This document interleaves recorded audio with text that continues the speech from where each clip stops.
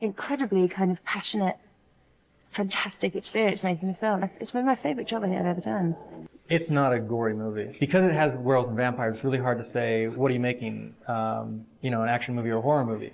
It is more of an action movie. That's why I wanted to make something that was different. It's an action movie that has vampires and werewolves. The world of vampires has a long and varied history. We're kind of taking that apart and then putting it back together again in our own way. It's a red-hot script. It's quite easily identifiable as a rocker.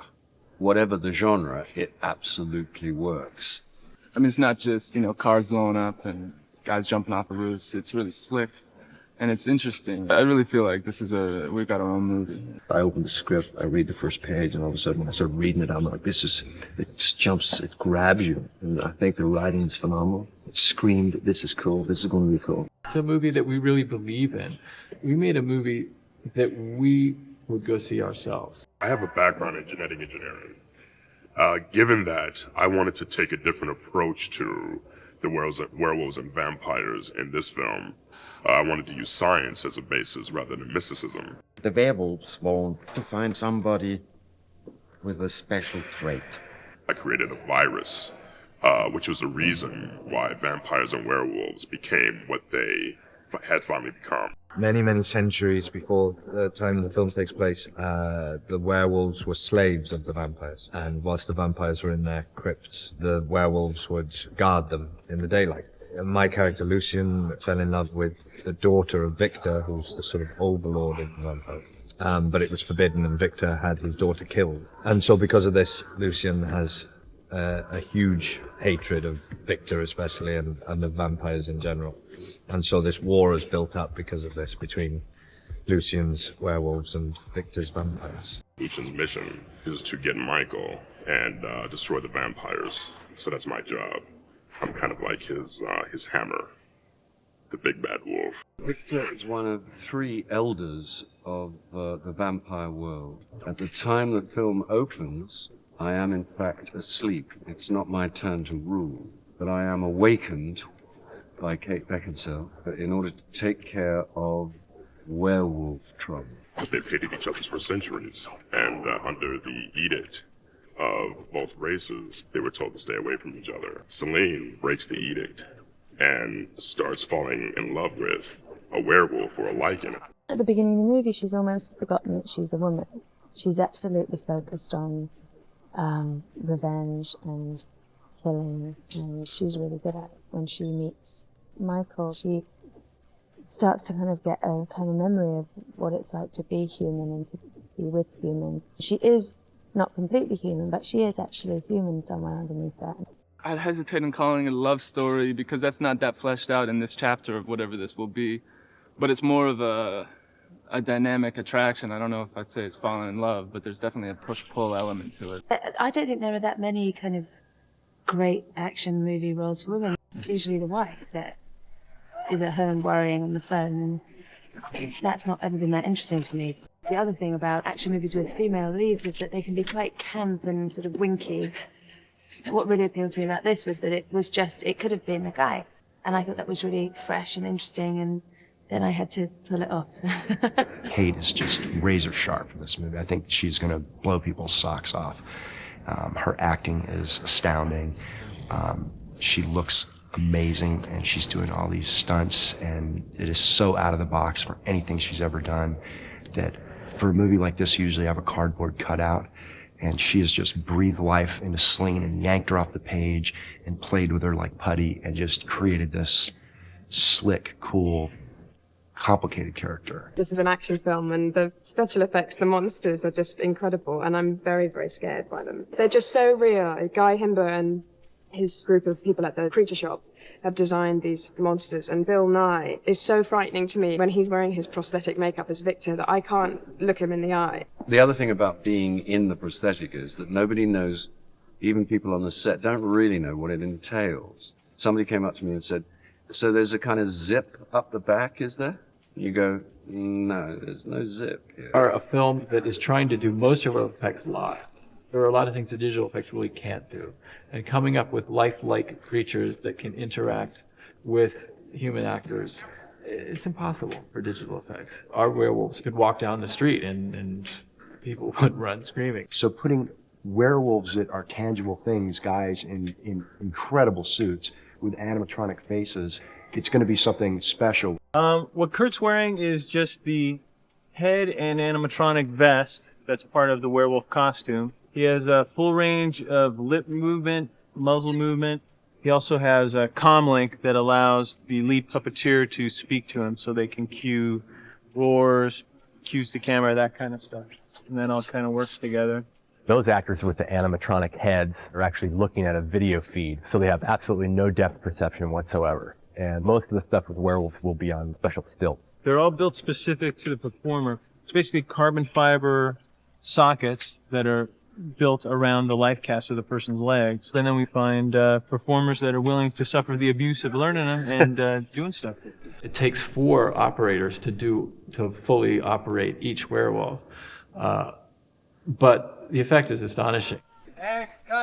Selene's jump originally, I think, was a 50-foot jump and turned into about a 100-foot jump. Selene's double, Nicole Randall, gets on top of this building. She's connected to a cable which runs up above her and then down to our system that was on the ground. And basically all she has to do is step off. 2, 1.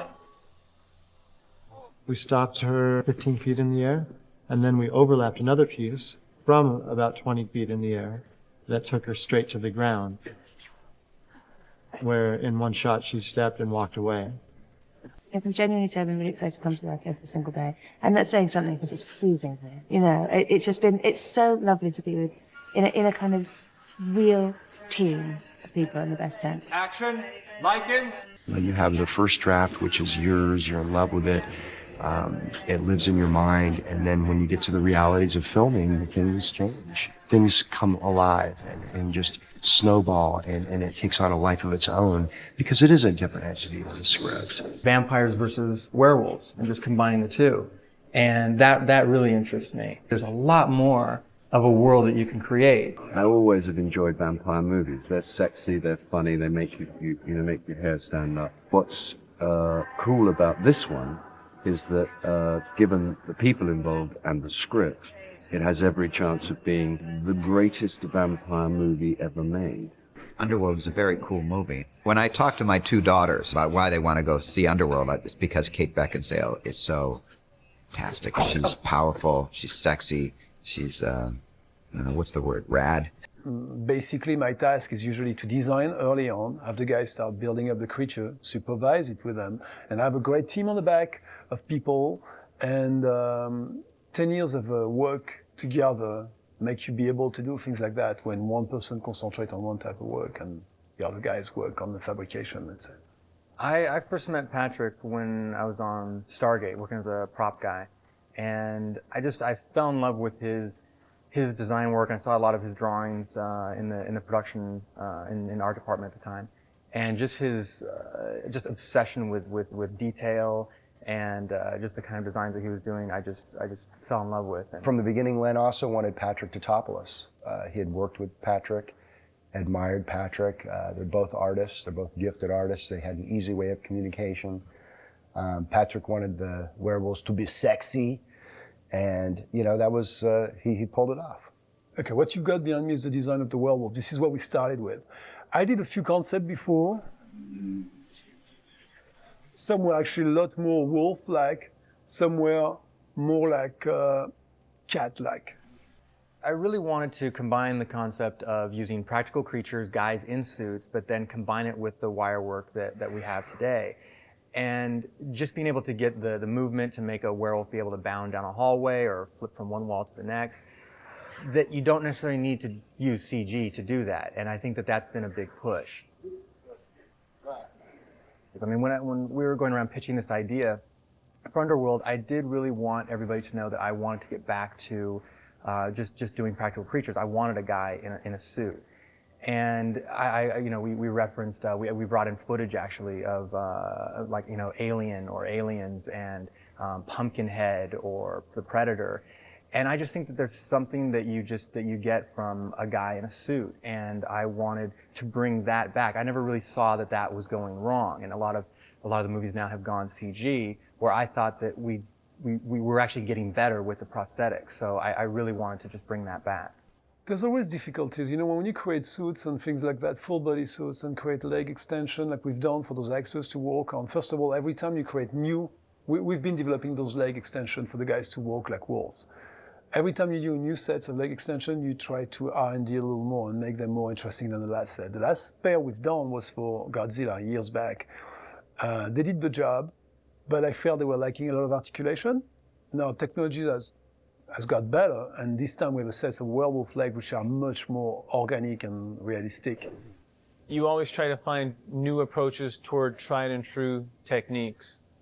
We've been fortunate enough to get an artist that we like to work with, Steve Wang, who's done a lot of suit work in the past. Steve brought a lot of neat ideas that we hadn't played with before, so kind of creating a marriage between all departments and probably getting a little crazy in some of the techniques. We tried to bring the best things that everyone had to offer into the suits as far as isolating muscle groups, integrating all the hair work and color work. And I think ultimately it's just, you just try to take things that have been done before and improve upon them. We have Chris and Jim working on painting the hero body, and this is a foam rubber suit. It's just made of foam latex. It's very flexible here. And the actors will actually wear this costume with the leg extensions. After the heads are painted in the suits, you know, they come here to the hair department.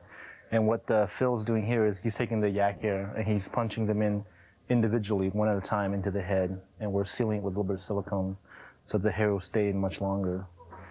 This is quite a laborious process because, as you can see, you know, each individual hair has to be put in separately. But when we're done, the results are quite fantastic. I came to Patrick and said, I really don't want a lot of hair for these werewolves because I actually want to see the structure. I'd seen a lot of stuff that just, you know, phases of different creatures being built, or you look at other werewolves and you see the actual definition in just the muscles and everything. Then you put a bunch of hair all over it and all that's lost, especially when you light it and it's in the dark and all that, that's all gone. It was something you could see musculature, you could see the mottled skin, you could see the pores. It's something that was very distinct because, after all, a werewolf is half man. And just wanted like everything from the face. I didn't really want that long nose snout thing that we had seen. I wanted something different. Patrick was really into the idea of making something a bit more cat-like, and so that's the direction that we went. Is just something where you actually saw a bit more of the muscle tone and more like a pit bull even. And conceptually, the hybrid was probably one of the most difficult things to design. We actually stressed about it quite a bit because you want, you know, it is half vampire and half werewolf, but a lot of just mixing that together, you get a little bit of a Buffy the Vampire Slayer thing. We didn't really want to go there. I did one drawing early on, and I brought it to Patrick, and I knew what I wanted. I wanted this guy that was just, his whole face was just covered with like really, really fine hairs. I mean, the eyelids, the lips, everything. I had never seen that before, and just wanted full, just head to toe, little fine fur. I told him like the nose hair on a cat.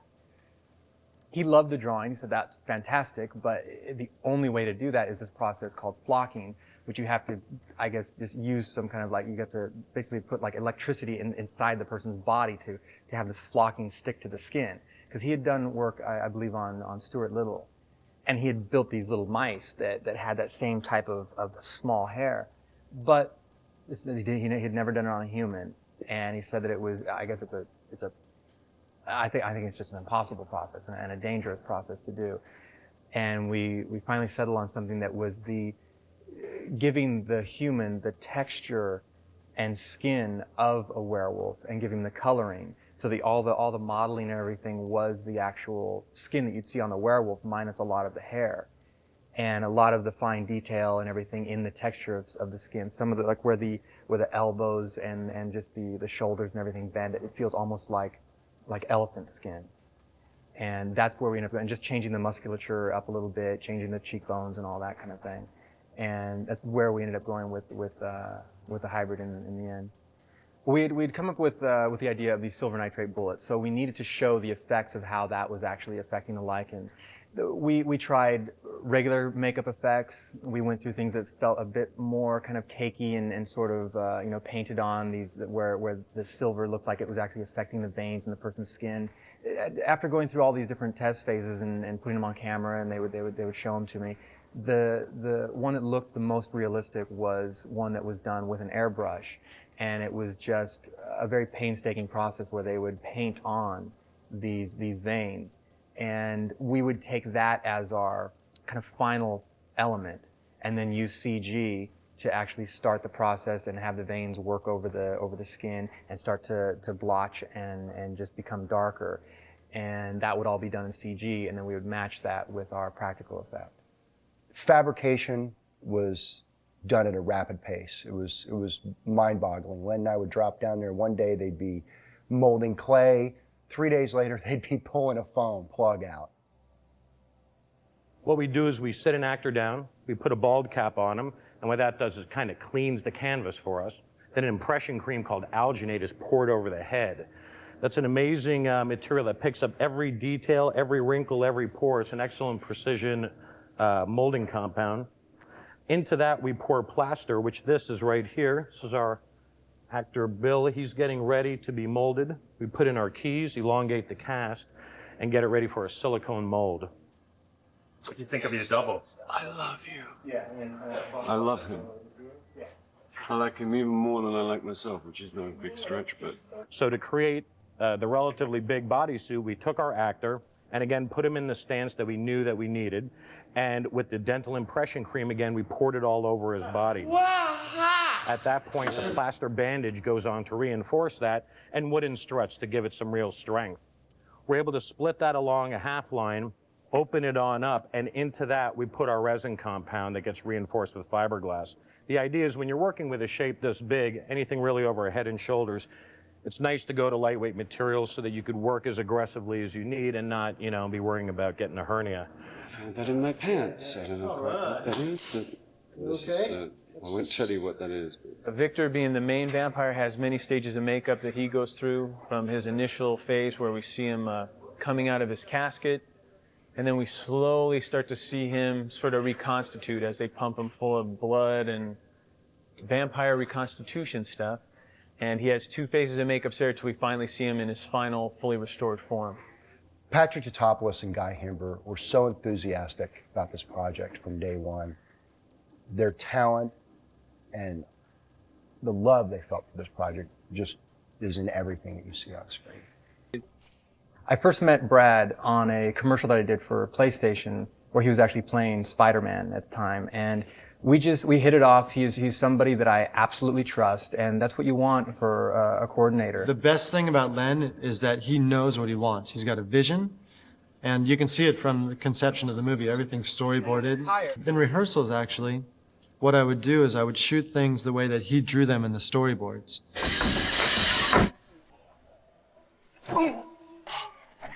We had a lot of training, Scott and I. We trained a bit in LA, and then we had 3 or 4 quite intense weeks of training here. I was Kate Beckinsale's stunt trainer.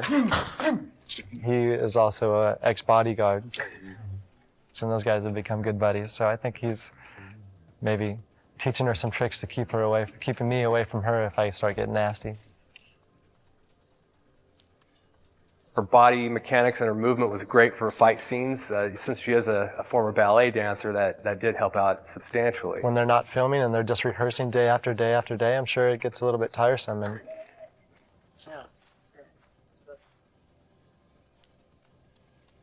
it starts wearing on their body because they're just physical every day. So you're not traveling as far So just try and because you're flipping control really it. fast. Yeah, so if you can make it slower, you can take the ride a little bit longer. But as long as they hang in there, it definitely pays off in the end. Kate's a serious actress. Kate is not somebody that you would normally expect to see running around toting a gun, wearing, vampire teeth. I do have some physical fights. From this position here, you've just come... So they're just basically teaching me how to move my feet and how to move my arms and, how to not actually hit somebody. Slam. You have to look like you have the strength of 10 men. And she came up to me and she said, "Oh, Scott, thank God it's you. Thank God it's you. They were going to hook me up with this former bodyguard psycho firearms instructor." And I was just so nervous about that, and my face kind of went straight. And she got silent, and I said, Kate, that's me. I was really nervous because, you know, you hear from other actors how they kind of, you come in here and they break you and they don't let you, you know, sit down for 1 second. And these guys are incredible. They're so nice. They completely inspire you with confidence. Look tough, look tough. So I think the most important thing is that you feel safe, because when you feel safe, you are able to be daring. A lot of people that watch movies, they see the perfect wire work moves. They see the perfect stunt. What they don't see is the training process and how grueling it can be. There's lots of bumps and bruises when it comes to wire work. It's not as easy as it looks. You smash into a wall or miss your footing on a landing. Wait. Abort. Hit the floor pretty hard. Too early on the pull, guys. When actors and actresses come into this, there's a steep learning curve. Kate and Scott took to it like fish to water. They wanted to jump in with the stunt guys. They wanted to go through this process. There was a lot of gunfire in the film, and when I first met with Kate, one of the things I told her is that, you know, you look at these movies like Matrix and Terminator 2 and Blade and a lot of the John Woo movies, and they're wearing sunglasses, and it looks cool and everything, but another reason why they're wearing sunglasses is because it hides the fact that the actors are blinking. We wanted her to look like a warrior and realistically look like she knew how to fire these weapons. She'd never fired a firearm in her life, let alone a fully automatic machine gun pistol, which she was using 2 of them in the movie.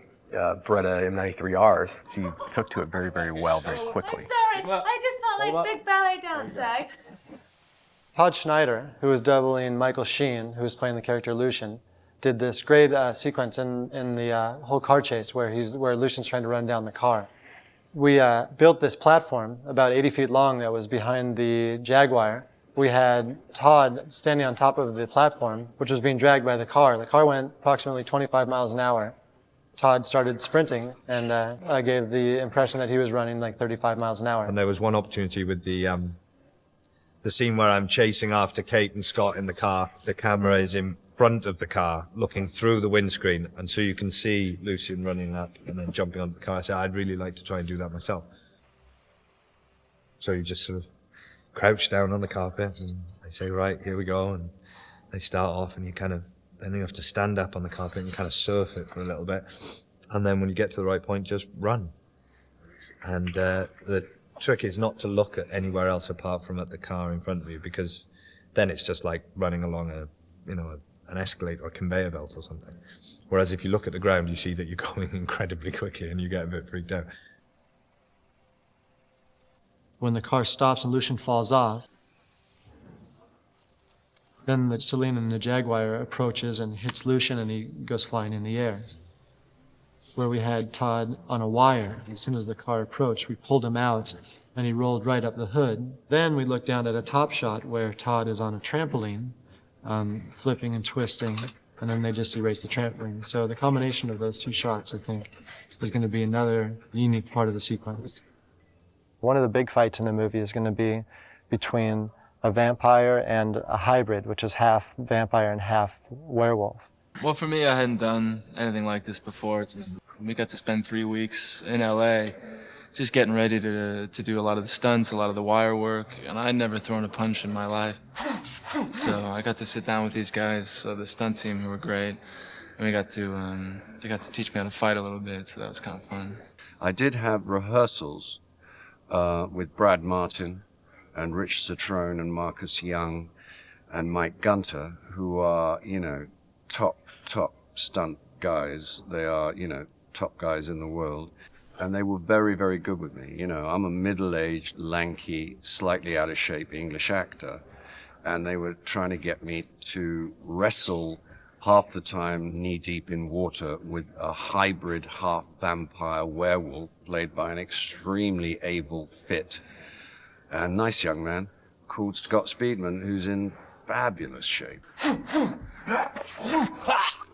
They taught me the moves, and they, most importantly, kind of gave me the confidence to believe that I might be able to pull them off. We have thank God, shot all of those sequences now. And I get up in the mornings now like an 80-year-old.